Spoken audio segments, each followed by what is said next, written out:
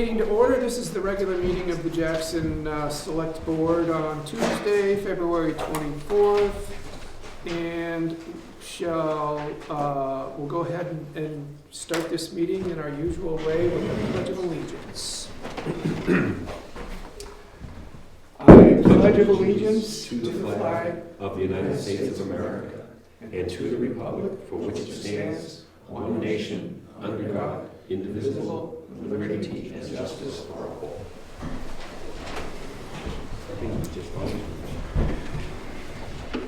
Thank you all for coming. We're already on agenda item 3. How about that? Frank, Yeah. I'm going to entertain a couple of motions from you to approve some meeting minutes. Barb's not here today, but we do have a quorum. The first motion I'd like to entertain from you is to recognize that we've sealed the non-public minutes from February 3rd. So I'll make a motion that we accept the February 3rd, 2026 non-public and regular meeting minutes. Second, all those in favor? Aye. All right. And if you can And the second one? that on that. Should be good. Thank you.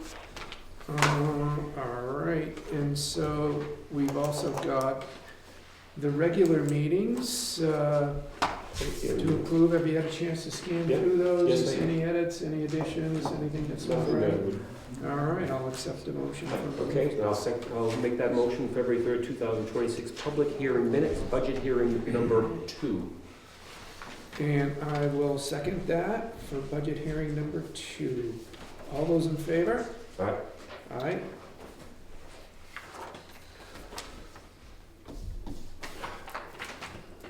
See, the wheels of government don't necessarily grind slowly.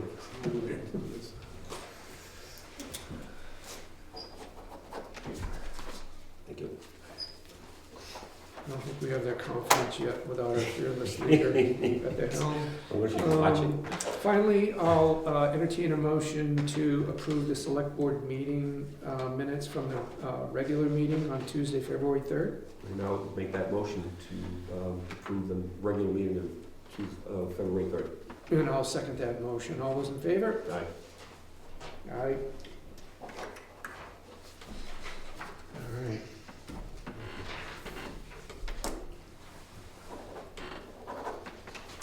Next up, we're going to slip into, under agenda items 4, quick item that was not on our agenda originally.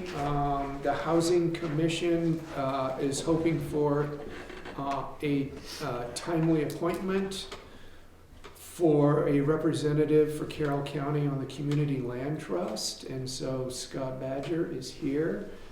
Scott, is there anything else we need to know about this nomination? Only the nomination is Jake Cambley. He's been on the Housing Commission since it started. He's been very active in our efforts. He, I would say, spearheaded our community outreach about 8 months ago, which was very successful. And he also he's a young person that rents in Jackson, so he has the perspective of those that would really like to live here but find it very challenging to find homes. So I think his perspective is sort of very much on cue for this position. And what exactly will he be doing on the Community Land Trust? What kind This is a community land trust. It's, I think, the one we call it in northern New Hampshire Community Land Trust, creatively. It's a community land trust that was put together by Harrison Kanzler, who runs AHEAD, and it's not directly under AHEAD. It is connected to AHEAD, so it has the same resources. The community land trust will be primarily receiving donations of land. There was a donation here in Jackson on Route 16 that went to AHEAD, and so the Community Land Trust Board will be sort of the top level authority governing entity over those land donations, but there will also be subcommittees formed particular to each donation. So there will be a subcommittee formed to work with the Jackson property that was donated, and Jackson residents will be invited into that subcommittee. But Jake's position would be the board that oversees those subcommittees. Excellent, sounds exciting. Frank, any more questions? Sounds like Scott, you got this thing figured out, and hopefully he'll work out the way you want him to work out. Is he gonna be looking for grants, or is that kind of thing, or does he actually actively look for money or land, or? I think first land, and then grants to do something with the I see. land. So the property on 16 has already been given to Ed.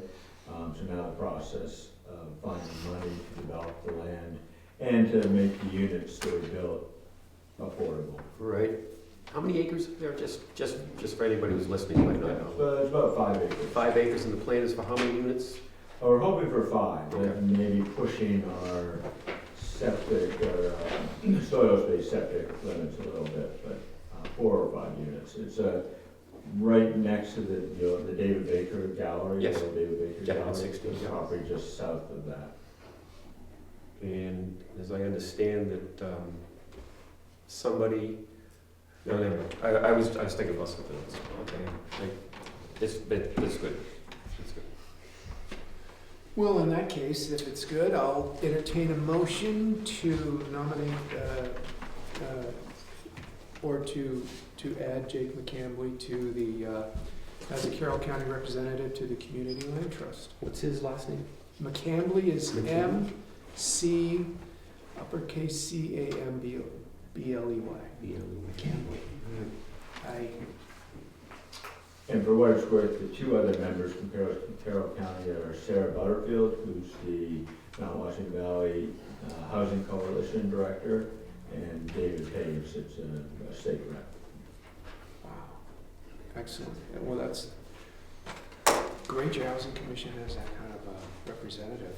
And what are we calling this position again, just so I'm clear?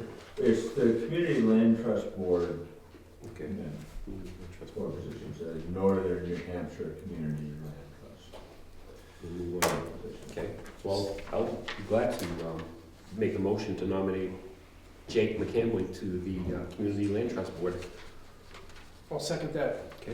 All those in favor? All those in favor, say Aye. aye. Okay. Thank you, Scott. Thanks for Thank you. coming in on such short notice. I'm glad we got this on the agenda. And we appreciate the work you're doing and the connections you're making. What I was thinking, there was somebody that, I'm sorry, someone mentioned about doing the septic, there might be someone who might do the septic systems for us up there. Was there a volunteer possibility of that? That was, that's what I was thinking. I lost No, my we train do of thought. have someone that's, I'm sorry. Amundsen Survey is willing to help us with the survey work. Okay, all right, that's what All right. Next up, original agenda item 4A, Department of Environmental Services and Great Brook Use. And that is, I think, the primary reason that Mark LaHood wanted to join us today on Zoom. And he may be in his car on the road, but he has joined us. Hi, Mark. Hello, how are you, Bob? Okay. I'm well. How are you? Good, good. Thanks for joining. And I just want to note that we received a letter on January 2nd to Black Mountain Ski Area, and it relates to some stream and feeding into Whitney Pond, and it was a timely letter that had some dates connected to it, and so rather than hold on to it any longer, I think the decision was made to go ahead and enter it into an opportunity for anyone to discuss that wanted to here at the meeting today. So thanks for joining us, Mark, and we've got Eric here and Chris here as well. Frank, have you had an opportunity to read the letter? I know you had one Yes. copy with some, Yeah, oh yeah, all marked up, and I did. you wanna go ahead and share with us your thoughts on the letter? Sure, the only thing, well, first of all, let people understand that this is from the Department of Environmental Services. It came through the state. This wasn't, you know, it didn't start out with the selectmen or anything else, but they list several things that they're saying shouldn't have been done without the proper permits and all this other stuff. So maybe you didn't know about them, I have no idea, but there are some dates attached to this that say these things should be rectified. It sounds to me like it can be. It's about diverting streams and going into the pond and all this other stuff. So my thought is, let's get it right. It's unfortunate that it happened to begin with. I'm not exactly sure what the circumstances were, but the DES was there on the day before Christmas, I think it was December 23rd, a couple of days before Christmas, and they witnessed all of this and they saw some problems, and they said, this has got to be dealt with, and so that's where we're at. That's what I've read here. And, Bob? Well, I think that we weren't really intending on taking any action and didn't really necessarily see any action needs to be taken even with our third select board member here, but certainly not feeling comfortable about taking any action on the letter other than just recognizing that it came into us, unless the three of us, when we get together, want to do that. There's really nothing actionable that we can see in the letter that pertains to the town of Jackson. But we did feel like it was important to acknowledge the receipt of the letter. So I'll start with you, Mark, if you're in a good place, or, you know, Chris is here too, Chris Meyer. So there's the three of you that probably are here primarily for this agenda item. Is there a good place to start between the three of you for comments? And then I'll open it up for comments anywhere else. And then I'll take second round of comments if once everybody comments for a first time, feels like they'd like to comment for a second time. How's that? That sounds And good. after that's done, Real good. I'll ask Frank if he's got any kind of a response to any of the comments, and I'll make any response I might have to any of the comments, and then we'll be done with the comments and the responses. Okay, You're up. I'll get started with the comments. So first of all, I'd echo your comments about the fact that this is not in the town's jurisdiction. I'm frankly somewhat confused. I know you guys were copied on the letter, but somewhat confused as it being thrown on the agenda a couple of days before this. We met with the department this morning in person at the site. It is our position that there have been no infractions and that the items in that letter are incorrect, and we're certainly working through the state with that right now. You know, that kind of comes under a multitude of things. One, we have a historic use which predates any of these regulations. Two, it is a fire pond, as you guys are aware. And three, we didn't see a material change to what had actually happened. So since that letter came in, Chris can speak a little bit more, but we're well under our snowmaking pond permit per day, dramatically under it. That's, you're talking about the water use. Yeah, the water use for sure, and we're well under that.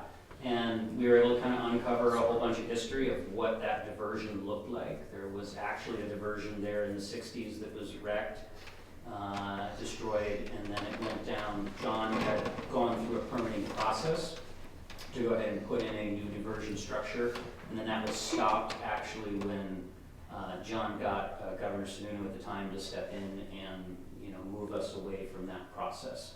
So I think that the state is much more well informed as to what happened. I'll let Chris sort of take it from there a little further. Sure. So Chris Meyer, attorney from Cooper Cargill Jan on behalf of Black Mountain. Since we got the letter at the same time you folks did, we did a bunch of research, including here at the town. We found a couple things in the town's records that DES did not have, including Black Mountain's original permit to take water out of the pond for snowmaking. So you'll see in that letter it says DES has no record of the permit that was issued. Town of Jackson apparently has better records and had documents referring to that permit. So we were able to share that with them this morning. We were also able to share with them pictures from back in 2013 that show the area in question where the diversion is. back in 2015, so 10 years ago. And our position is there is no significant there's no diversion additional from what was in place back in 2015 when DES looked at it the last time, and the governor said, this is what's been going on since the 1960s after the original diversion dam was blown out by the flood. There was some flood in the mid-60s. This is what's been going on. Perhaps we can improve it, working together with DES and come up with a permanent solution that works best for accommodating the needs of the mountain under the snowmaking permit, and return the flow to Great Brook when it's not needed. But we're working on that. And we had a great meeting with DES today to kind of go through the history of the diversion, go through improvements that can be made, go through what they'd like to see in the meantime, and we're getting back to them with the information we found after that meeting today. We're going to follow up with them on what we think might be a permanent solution. Black Mountain has hired a wetlands specialist to help them do that in the appropriate manner, and we look forward to working with DES to get it done. Even though, we contend that this diversion and the use of the pond for snowmaking and for fire suppression predated the jurisdiction of DES, they're looking to improve the situation for everybody. Excellent, and I hope, Mark, you were able to get the gist of all that. I offered them a front row seat, but they didn't take me up on it. Were you able to hear those comments, Mark? And if Yes, so- I heard everything perfectly well. Excellent. Is there anything else that you have to add as a comment? No, unfortunately, I wasn't at the meeting this morning, but that's exactly the outcome I expected. Excellent, excellent. Before I take second comments, I'm going around the room to see if there's anyone else in here that would like to make a comment. Ken? I'm here with the Conservation Commission. Unfortunately, the selectmen are engaged in this, whether they want to be or not. The Wildcat River was put into the Wildland Scenic Act. Great Brook is part of the Wildland Scenic Act that goes up to the bridge just above where the pond is.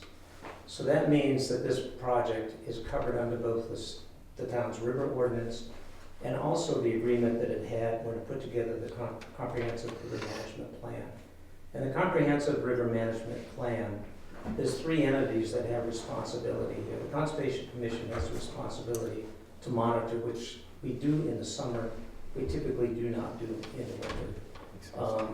The second part is both the state, DES, and the town selectmen. And Frank, I believe you were actually And one, I saw that. This was put together in 2005, have the responsibility for actually enforcing to make sure that it meets the terms of the river ordinance and the terms that are in the comprehensive river management plan.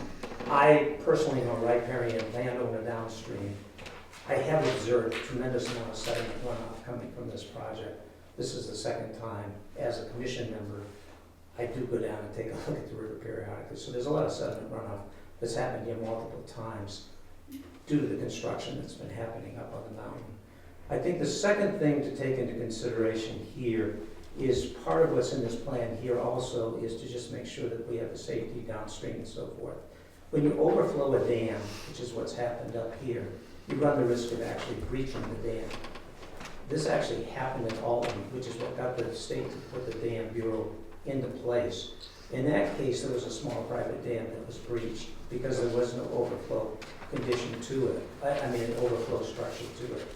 That ended up killing somebody and costing about $5 million, which in return is where the state went forward to actually have requirements for ponds and dams and reservoirs and so on and so forth. So I think we need to be careful as we move forward here to make sure that we're meeting the terms that are in the comprehensive river management plan and the river ordinance. Thank you. Any other first comments in the room? Go ahead. Kevin? I had many complaints from people, just verbal complaints, and I kept telling them to come down here and actually write a formal complaint so I can act upon it.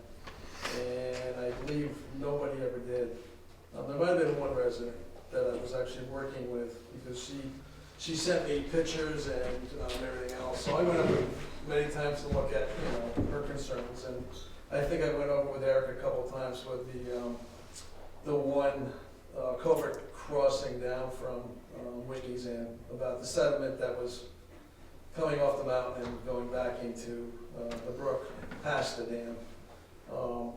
And I also noticed that there was overflow at one point on the right side of the pond, where earlier in the summer we had silt fence set up. And I don't know if that was because the boards at the end were all in place and we were trying to just collect most of the water. So anyway, I took pictures of that, sent them to DS. Actually, Eric's lawyer has the pictures I sent and videos. There was something else I'm trying to think what and I did notice, I think we talked about the when the water was diverted to get most of the water into the pond. I was like, maybe leave 10% or 20% that still goes into the brook. Just for whatever lives in that, that river part, toads and fish and frogs and all that kind of stuff. But it was completely cut off, I believe. And what was another point?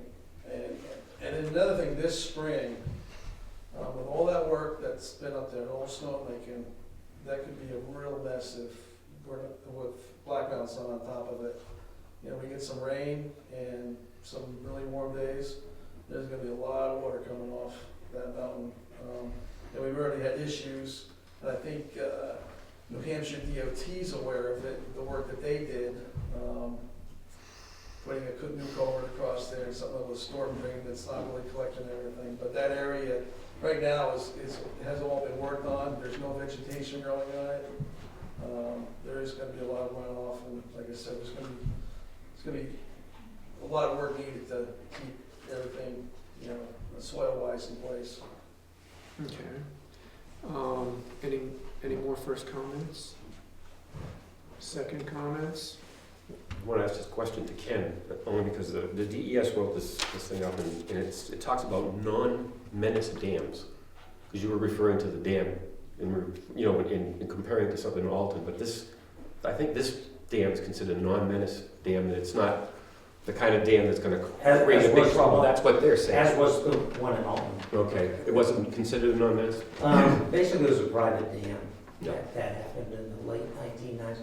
I was on the State's Rivers Committee for many years. Thanks. And so that was brought up when I was on that committee. But that is a concern that happens normally. And I've been involved with a lot of hydroelectric licensings as well. Normally, if you're going to be running the full river through, which actually shouldn't be the case here, you need to leave some of it in the bypass to be legal. But if you're running the bulk of the river through there, you typically want an emergency spillway. In this case here, you're seeing the water overflow the top of the dam.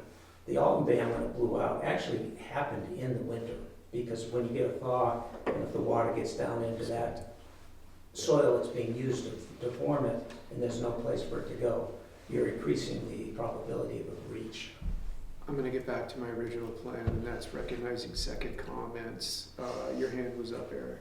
Yeah, so we did discuss the dam this morning with the department, and they had indicated that it's not an issue to them. And we spoke, we talked about the dam department coming out and having a conversation. We do have a spillway facility there that can help as well. In the end, there's very little control of the water that comes in and out of it, right? There is not a gate. John had originally done sandbags per the agreement with the governor at the time. A lot of times when we get a huge flood, we presented photos and videos of large debris coming down the river in the large events to the department this morning. They certainly agreed and concurred that it is difficult to manage this flow. It is not a precise thing when you start putting sandbags in a river to divert flow. So they took the position that they didn't want sandbags in the river, and maybe that was bad. We obviously took the position that that's what was allowed, and that's what has been the historical use. And then we went full circle that they said, well, maybe we could put sandbags in the river only to divert water away from the pond when needed. So it went back from no sandbags to start using sandbags. Maybe that's a solution, all in about 20 minutes.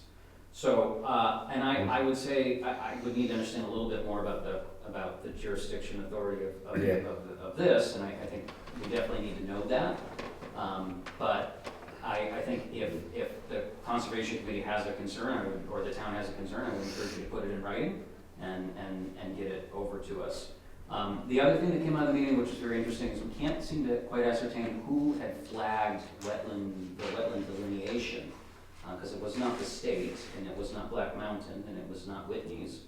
And so there was some confusion there, and I don't know, maybe if that's something that Ken can speak to. I have no idea. And the I'm town should have a copy I'm of sorry, the- Ken, Yeah, sorry. we're not gonna get into questions and answers, but you two are more than welcome to connect after the meeting and have as in-depth of an exchange of ideas and conversations as you like. Anybody else that commented the first time in the room want to make a second comment? Yes. Sure, thank you. And I will add to the dam issue, I want to make crystal clear that in the DES's letter, the part that Frank was reading,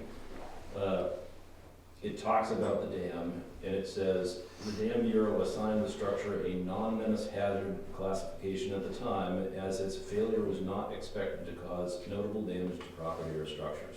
So it's different than the Alton situation. DES has actually made the determination that even in the event of a failure, which A is not probable, B is mitigated by the presence of an emergency spillway in this case, they have made the determination if both of those fail, the berm and the spillway, it is not a threat to property or structures. Kevin, you made a comment first time around. Anything else you want to add? The only comment is, we keep referring to that as a fire pond. Maybe during the, late spring, summer, early fall, yes, this time of year, there's no way you get a fire truck in there. I was just up there, and basically we use Rick Yeah, Davis's right. pond up the road. So, and even now with the, during the summer months, where we used to, get water, draft water out of the pond, it's more like a beach now with, recreational little, kayaks and fire pit and everything else, so that stuff's in the way. Okay, Just a comment on that. great. And you got a little bit involved in answering a question earlier, so I want to recognize, do you have another second comment you want to make? Yeah. No, I think this should be on file. I think I sent this through in the email. Yes. But this is the charge of the Conservation Commission, is to monitor the situation, which is what we're doing. We did go back, the river ordinance says what the river ordinance says about sediment and so forth.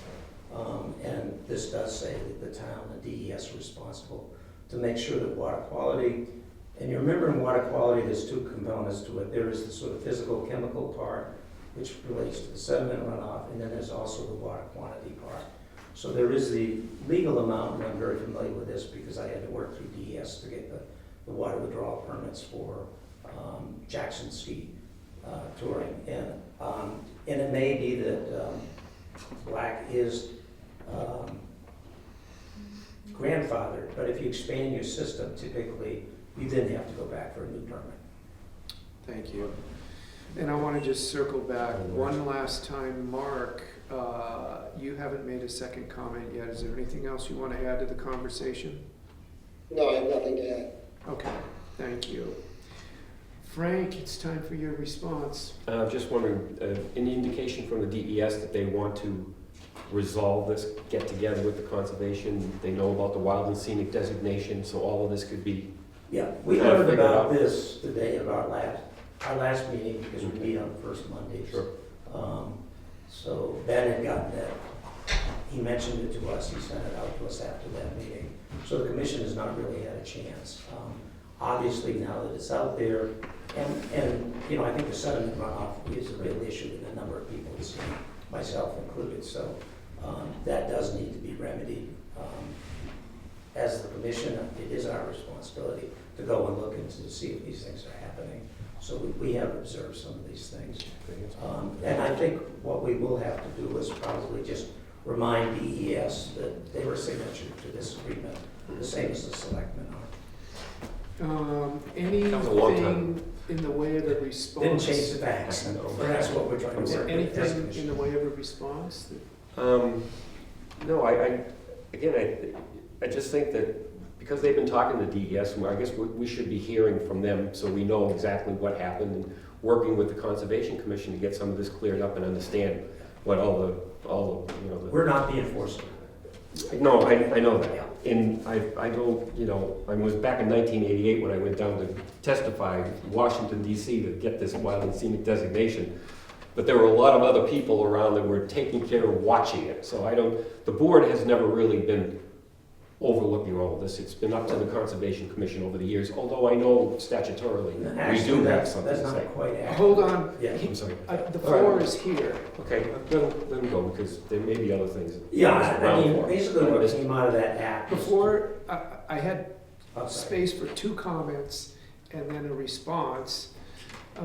Do you have anything more to add? No, on the just- no, response? that's- I may entertain more No, questions or no, not, but no. my No, response is that, like a lot of things, there is more to this than necessarily meets the eye. These things are complicated, they're not black and white. Some of the responsibilities are clearly being expressed here as black and white in some people's view.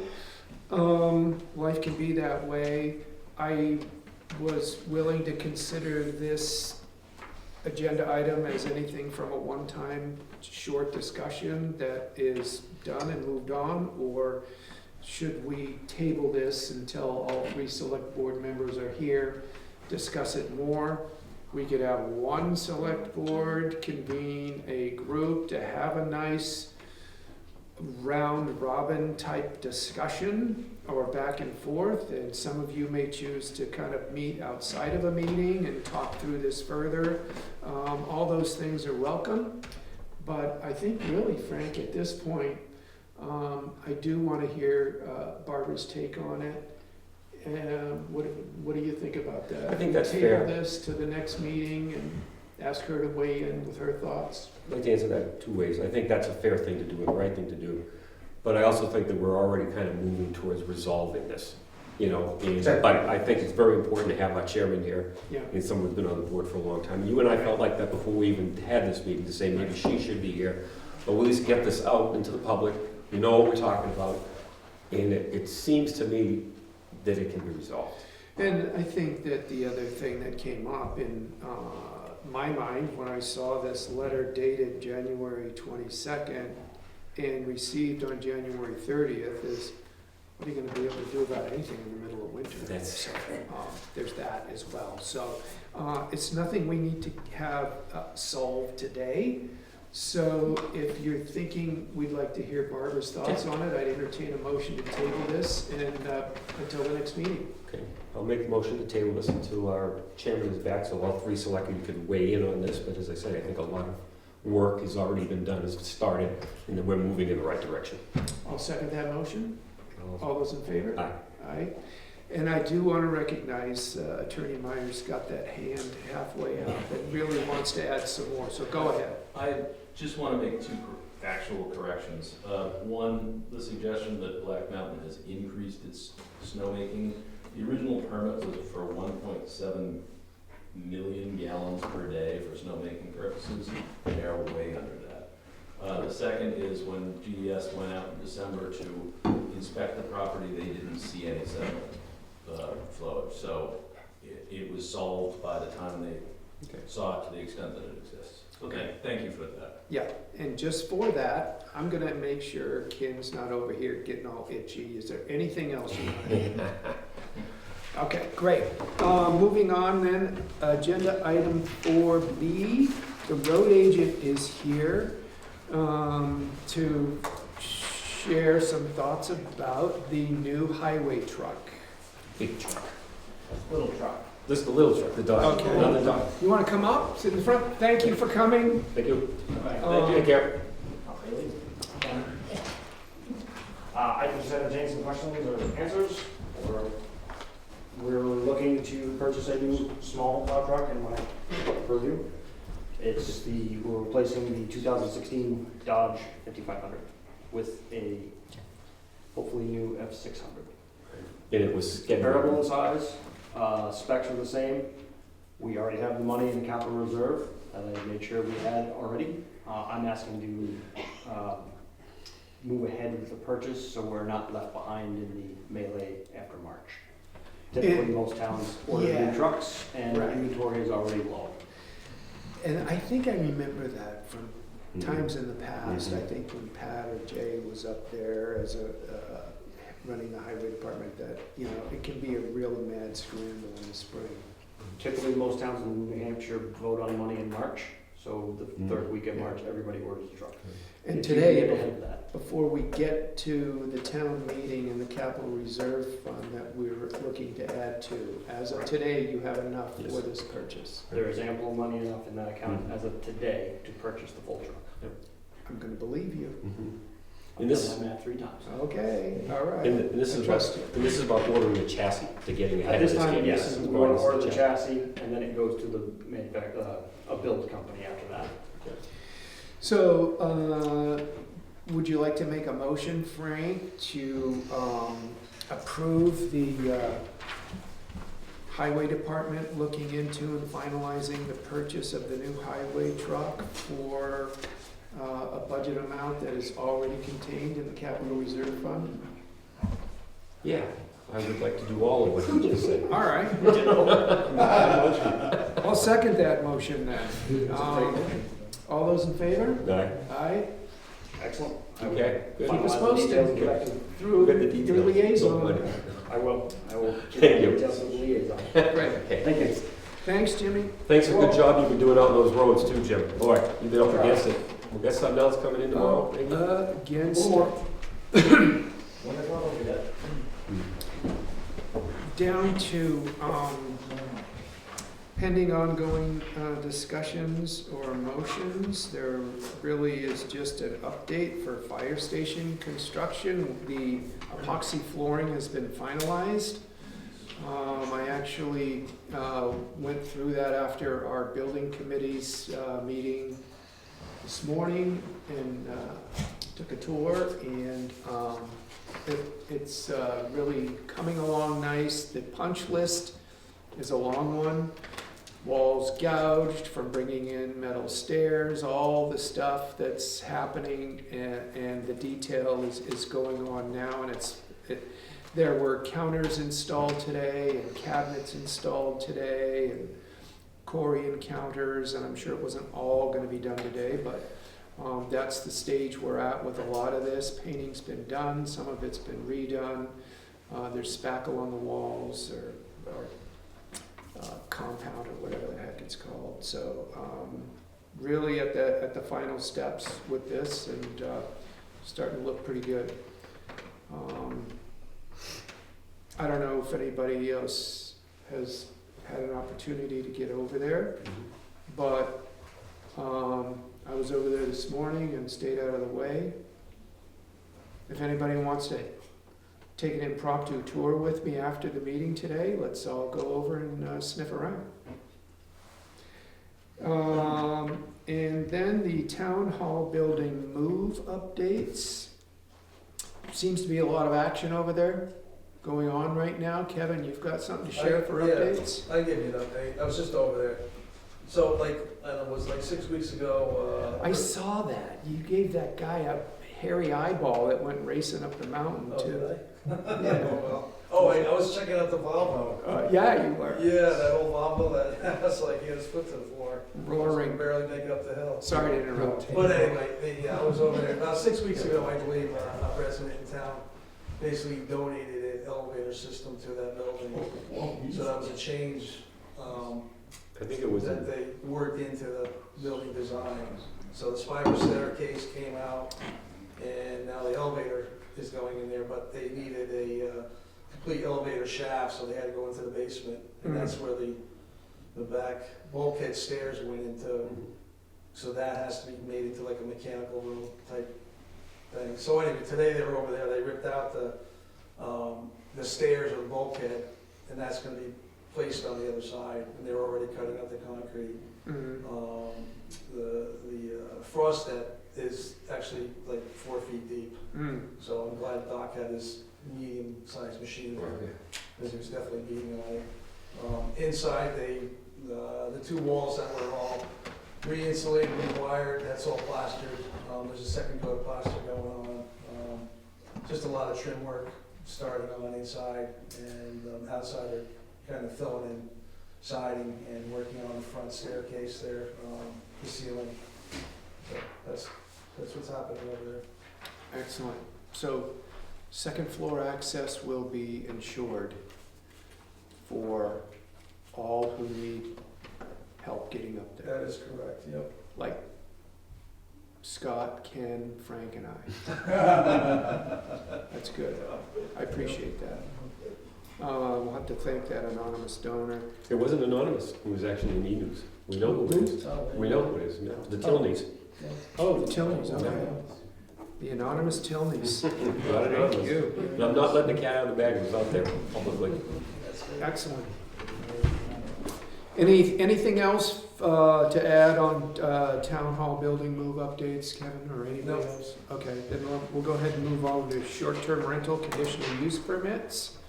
This is for 47 Whitney Hill Loop. And what's the history on this one, Kevin? You're talking about the short-term rental? Yeah. Yeah, I think that's pretty straightforward. Okay, Yeah, great. yeah, I know the residents, so. All right. And this will be for the 30-day rental limit. And it is in the rural residential district. And it's at 47 Whitney Hill Loop Road.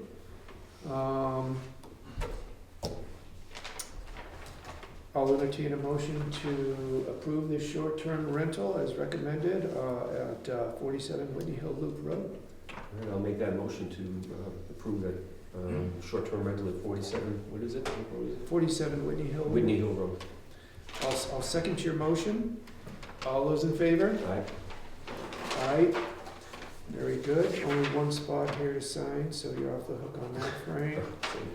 And today's the 24th.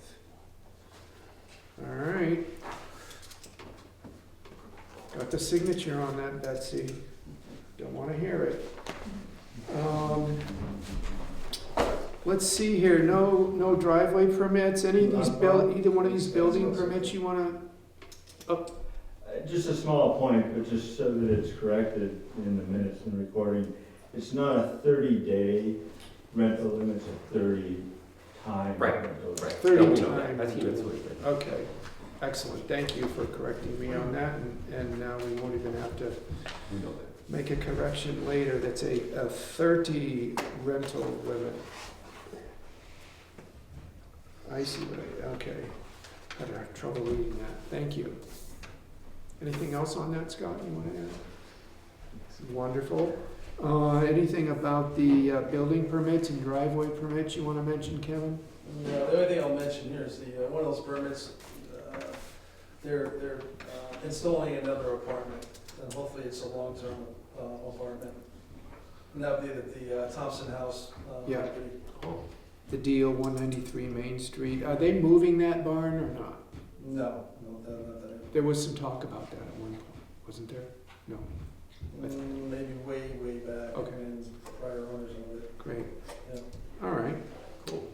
Wonderful. No driveway permits. So our agenda item 7 is for public comment. Anybody have any public comments they'd like to make? Not today. Okay, well, we've got some upcoming meetings, and I'll just read through the list in case any of these aren't on your calendars right now. Our town elections, make sure you vote. Tuesday, March 10th. Polls are from 8 a.m. to 7 p.m. at the Whitney Community Center. Town meeting, March 12th. That's Thursday night, same week, and that is at 7 p.m. at the Whitney Community Center. And then after town meeting, our regular meeting schedule for the Board of Selectmen will be, or the Select Board rather, will be Tuesday, March 17th at 3:30 p.m. Wear green. Tuesday, April 14th at 3:30 p.m. and Tuesday, April 28th at 3:30 p.m. I'm ready to entertain a motion to adjourn. I will make that motion to adjourn the meeting of, what is it, February 24th? Oh, wait, we're moving into non-public. And then I will entertain a motion to move into non-public. Thank we you. do that first, and then we do after. All right, I'll make that motion to move into, no. Okay, great, I'll second that, and it's at It's 4:15 inclusive of the thing. p.m.